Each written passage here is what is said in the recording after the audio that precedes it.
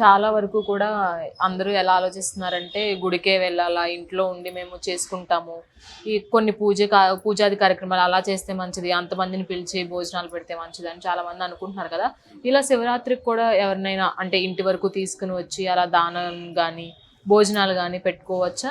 ఈ కాన్సెప్ట్ కాదు. శివరాత్రికి ఎవరింట్లో వాళ్ళే ఉండి ఉపవాసం ఉండి ఎంత తక్కువైంత తక్కువ జనాలతో మాట్లాడాలండి. ఇప్పుడు మనం పిలిచిన వాళ్ళకి మర్యాద చేయాలి, భోజనాలు పెట్టాలి. ఆ ఈశ్వరుడి పైన మీరు మనసు లగ్నం చేయలేరు కదా.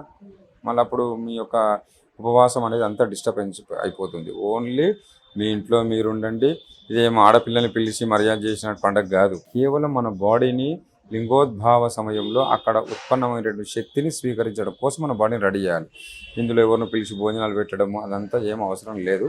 నెక్స్ట్ రోజు మనం ఏదైనా చేసుకోవచ్చు మన కోరికలని. మన శరీరం ఏంటండి, అంతా కూడా రక్త మాంసాలతో నిండి ఉన్నది. నీళ్లు ఇవన్నీ అక్కడ అన్నీ దొరుకుతాయి. మన శరీరానికి ప్రతి అణువుకి ఎంత శక్తి సరిపోతుందో లింగోద్భావ సమయంలో అంత శక్తి మనకు శివాలయం దొరుకుతుంది. చేతగాని వాళ్ళు అక్కడ పోవద్దు.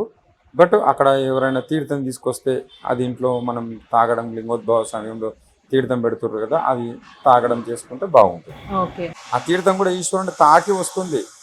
అంటే ఆయన శరీరంలో ఉన్న ప్రతి ప్రతి అణువును తాకి వస్తాయి ఆ నీళ్లు. ఆ నీళ్లు తాగితే సరిపోతుంది.